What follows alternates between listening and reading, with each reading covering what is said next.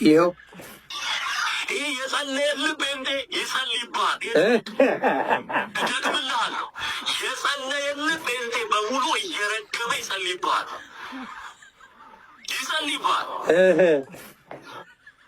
በእግዚአብሔር ፊት ነው የምናገረው። ብዙ ቅዱሳን ልባቸው በአንተ እንደተጎዳ አውቃለሁ። ቅዱሳን በጣም ብዙ ሰዎች ሲጸልዩልህ የኖሩ ሁሉ እግዚአብሔር እንዲፈርድብህ የፍርድን ጸሎት ይጸልይ ይችላል።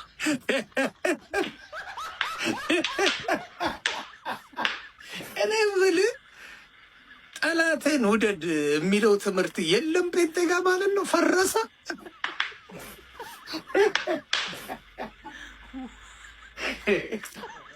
ጴንጤ መስደብ ብቻ አይደለም ይራገማል።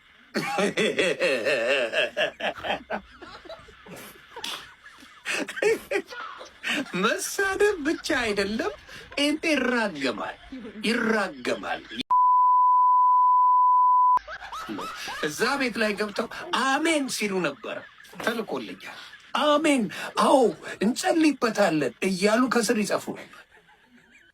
እርግማኑን እንድገመው አንዴ ለባህሉ ድንገት ይህ የጸለየልህ ጴንጤ ይጸልይብሃል። የድሮት እደግምልሃለሁ፣ የጸለየልህ ጴንጤ በሙሉ እየረገመ ይጸልይብሃል። አሜን ይጸልይብሃል። አሜን። በእግዚአብሔር ፊት ነው የምናገረው። ብዙ ቅዱሳን ልባቸው በአንተ እንደተጎዳ አውቃለሁ። በጣም ብዙ ሲጸልዩልህ የኖሩ ሁሉ እግዚአብሔር እንዲፈርድብህ የፍርድን ጸሎት ሊጸልዩ ይችላል። ገለል እንዲያደርግ ሊጸልዩ ይችላል። ገለል እንዲያደርግልህ ማለት እንዲገልህ ማለት ነው። እንድትሞት ማለት ነው። ለእናንተ ተመርጦ የሚገል ፈጣሪ አለ። ለእናንተ ተመርጦ የሚገል ፈጣሪ አለ። እንግዲህ ትዝታው ሳሙኤል ልክ እንደምታዩት እንዳሁኑ ማላገጫ ሆኗል ማለት ነው። ማላገጫ ከማንም ጋር የሚሰዳደብ የሚረጋገብ ምናምን አይነት ሰው ነው የሆነው። ስባችሁታል። እንዲህ ሲያበሽቀው ዮኒ ማኛ እያበሽቀው ነው ትዝታው ሳሙኤል። በዚህ ልክ የሚበሽቅ የሚናደድ የሚበሳጭ የሚረግም የሚሳደብ ኦርቶዶክስ ጋር ያለ ክብሩ ምን ያህል ነበር የሚለውን ስታወዳድሩት አይገናኝም። ምን ያህል ክብር እንደነበረው ትዝ ካላችሁ በዛ ዘማሪነቱ በአገልግሎት በምን አሁን በዚህ ደረጃ የሚበሻሸቀው ነው። የራሱን እምነት እንኳን የማይሰብክ ሰው አስባችሁታል። ፓስተር ትዝታው ተብሏል። ዘማሪ ነው፣ በዛ ፓስተርም ነው። በዛ ደረጃ እንትን እየተባለ እድሜውን ሙሉ በመሰዳደብና በመለጋገጥ ነው ያለው። ወንጌል ስበኩ ይላል፣ እሱ ግን አይሰብክም። መሳደብ ነው፣ ማንቋሸሽ ነው፣ መራገም ነው። እንዲህ አይነት ነገሮችን የያዘው ይሄ ሰውዬ እንዳያችሁትና በዓለም ራሱ የነበረው ክብር መንፈሳዊ ክብሩን ተውት። በኦርቶዶክስ እያለ በዓለም ራሱ የነበረው ክብር ምን ያህል ነበር? ከዛ አንፃር አሁን ያለበትን ደረጃ ስታዩት ምን ያህል መንፈሳዊ መውረድ መዝቀጥ ላይ እንደደረሰ የሚያሳየን ነው ማለት ነውና ሰዎች ቆም ብለን እንድናስተውል ሰዎች በዚህ ደረጃ ቤተክርስቲያን ላይ ጥላቻ እንዳላቸው እንድናስተውል መራገምና መሳደብ እንደሆነ ስራው ይሄ ሰው በቁም ነገር ሊያዝ የሚችል ሰው እንዳልሆነ እንድንረዳና እንድናስተውል በጥንቃቄ እንድናይ መልእክቴን አስተላልፋለሁ። ትዝታው ለአንተ ጌታ ኢየሱስ ምስክሬ ነው። እነዘ ማርያምማ እኔ በቃለሁ። ለአንተ ሙሉ ፔጅ ቢታይ ኦርቶዶክስን የተሳደብክበት እንጂ ወንጌል የሰበክበት አንድም የለም። ፕሮቴስታንት ወንድምና እህቶቼ ምንድን ነው የምትሉት? እንግዲህ ሰው በልቡ አምኖ ይጸድቃል፣ በአፉ መስክሮ ይድናል። የሚያድነው አምኖ የሚመሰክረው ነገር ነው እንጂ ውሃ አይደለም። በውሃ ጥቅም የለውም ማለት ትንሽ ቆይተው ሲያስተምሩት ደግሞ ጥምቀት ያለ ጥምቀት አይድንም ይልና ራሱ ይናገራል። ስሙት። በክርስቶስ ያመነ ሰው ማመኑን በቃሉ ይገልጻል፣ ያውጃል፣ በውሃ ይጠመቃል፣ ይድናል። ያመነ የተጠመቀ ይድናል። ስድብ ኃጢአት ነው ይላል።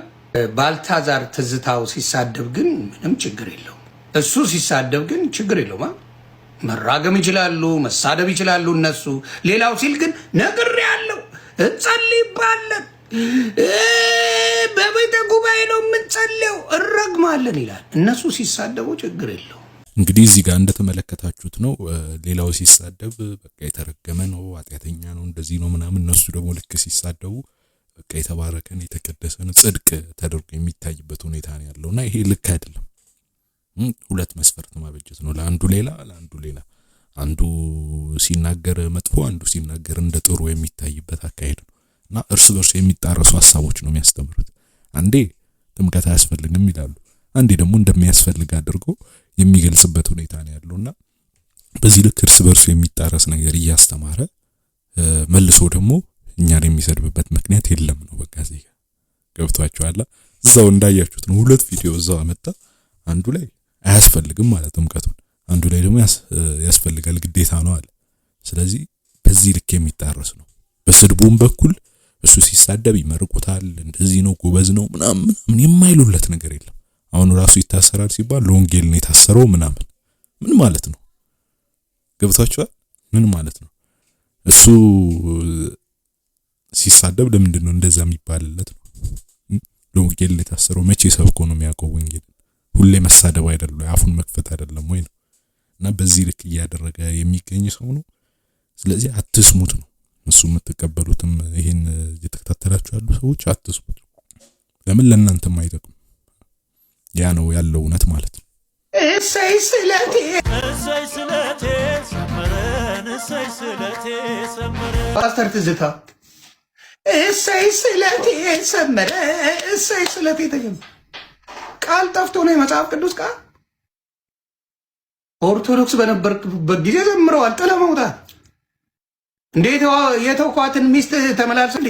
ምን አይነት ትምህርት ነው የምትማረው?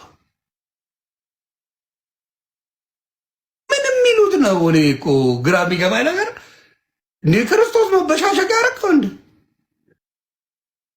ትዝታው ሳሙኤል አሜሪካን ሀገር ኖርማል ኑሮ የሚኖር ሰው ቻፓ የመጀመሪያው ሚሊኒየም አዳራሽ ላይ ኃይለኛ ዘግዘግተዋል። አሁን ደግሞ 3 ወር ነው 4 ወር ሳይሞላው ተመልሶ ሄደ።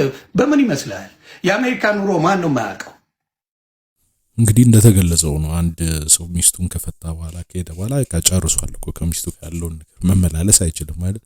ልክ እንደዛ ነው። በቃ ትቶ ሄዷል፣ ጨርሷል። ለምንድን ነው የሚመላለሰው የሚለው ነገር ጥያቄ ውስጥ የሚያስገባ ነው።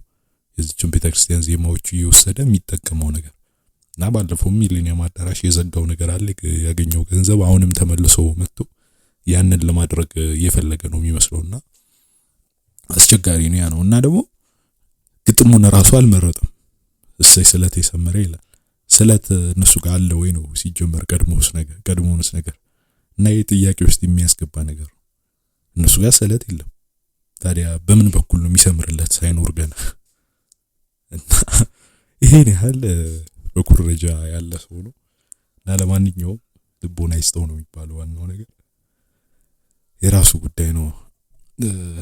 ያን ማድረግ ይችላል፣ ግን ልክ አይደለም ነው የኛ ነጥብ። እና ሰላም ነው።